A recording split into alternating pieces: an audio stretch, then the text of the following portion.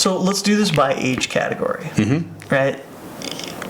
If I'm 20, if I'm 30, if I'm 40, 50, just kind of walk me through maybe those every 10 or 20 year increments. What does that look like by age category for what you do when something horrible like this happens? Right. So, first of all, let's back you up from the mic a little bit. There you go. First of all, it's horrible, but it's not permanent. And that's the first thing that we have to get in our head. Secondly, if you're in your 20s and 30s, this is a great time to be buying this market. You're in a 401k or you're in a simple IRA or whatever you have for a retirement plan. As those shares go down, now you're not selling, you're buying twice as many shares. So if you're in your 20s and 30s, 40s, 50s, it's the same scenario. You should be putting money into this every pay period like you always have been. What I've been encouraging people to do in those age groups, even if you're retired, if there's some extra cash that you have, or it's IRA season right now, it's not April 15th, if you haven't put your money into an IRA, get in and fund it. It's 30% lower than it was 3, 4, 5 weeks ago. Buy those shares on sale, but you have to have a little bit of blind faith that this isn't different this time, that you're going to get through this.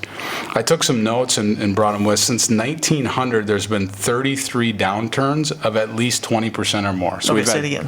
Since 1900? Since 1900, there's been 33 downturns, and this is one. We've had 32 we've been through already of 20% or more in the market, which constitutes as a bear market. 32 out of 32 times, we've set a new high.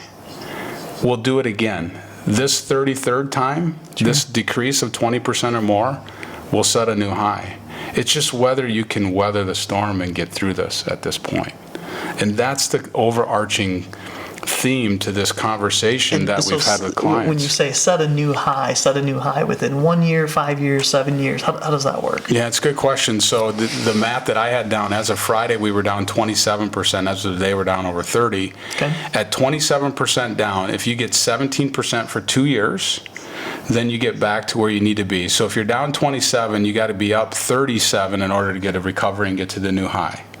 Because of where we're at. So 2 years, you're back if you get 17%. In 3 years, it's 11%. In 4 years, you got to get an 8% rate of return. If you could invest today and get an 8% rate of return, knowing in 4 years you get 8%, why wouldn't we? If we knew that, we would all do it. So, but statistically, what you're telling us is that's usually what ends up happening. Absolutely. Or 100% of the time in the past, what's ended up happening. Right. Interesting. Right. Yeah.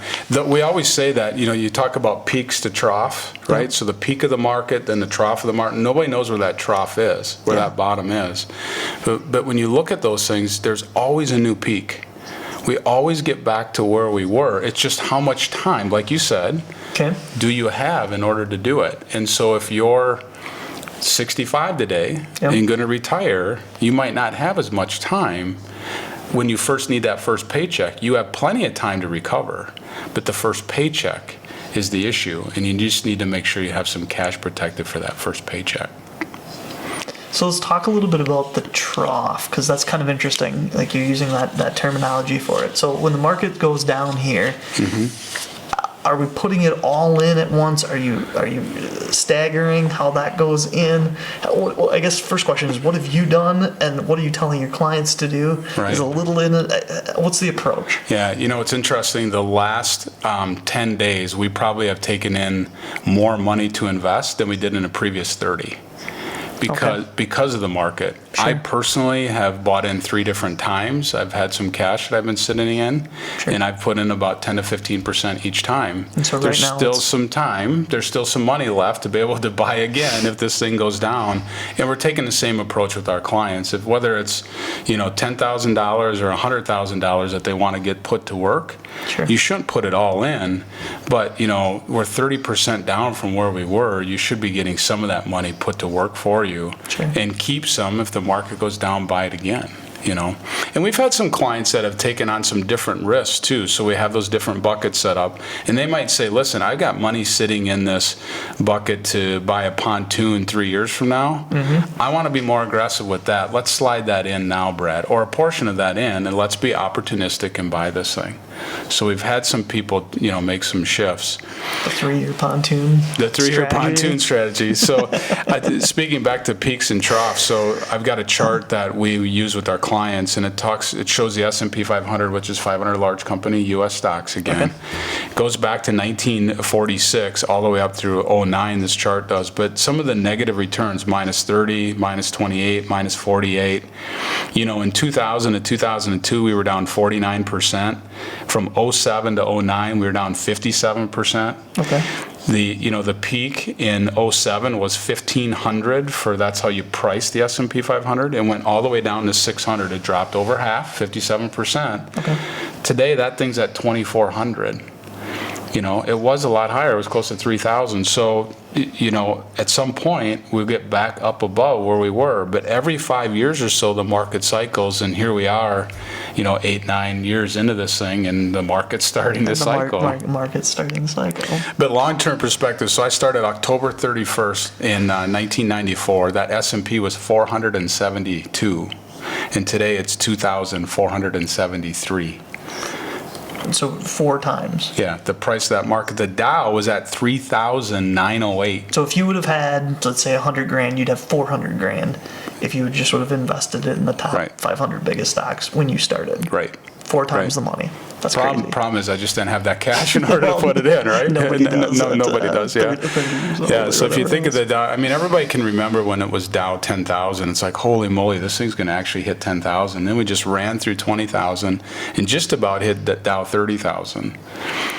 At some point, we'll hit Dow 30,000. It's can you just turn the cheek when your statement comes and things like that, and just be able to sit on your hands and let this thing go through? There's some other numbers that I wanted to share with you today. This is the last 20 years, so get these numbers, 1999 to 2018, so the last 20 years through 2018. If you had $10,000 invested in the S&P in 1999, and remember, we went through those downturns that I just told you. In 2000 and 2002, we were down 49%, and we were down 57% in 07 to 09. So we had two 50% declines in this time period. That $10,000 would have grown to $29,845 at the end of 18. If you just would have just put the 10 in 1999. 20,000? 29,000. 845. 845. So in 99, I put 10 grand in. I wait till 2019, and we would have been at 29. 29,845. So just about 3 times, right? Okay. If you would have missed the top 10 days in 20 years. 10 days in 20 years, your return goes to 14,979. It goes in half by missing 10 days. If you miss 20 days, it drops down to 9,481.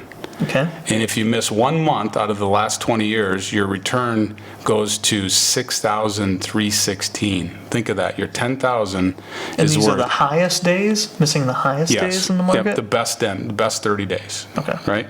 So the point here is that market timing doesn't work. Not long term, it doesn't work. Okay. What does work is being able to see an opportunity and being able to buy with that opportunity. That does work long term if you can wait it out. I sound like a broken record, but I'm truly convicted, and I'm doing it myself, and we're doing it with our clients too. And that always says the most. Like, what are you actually doing for yourself? Right. The contractor guy shows up at your house, and you go, well, how would you do it if I was your son? And he goes, I'd do it like this. I go, do it like that. Right. The financial guy shows up, and how are you doing it for yourself? Right. Okay, let's do it that way. Right. That always makes a lot of sense to me. Yeah, for sure.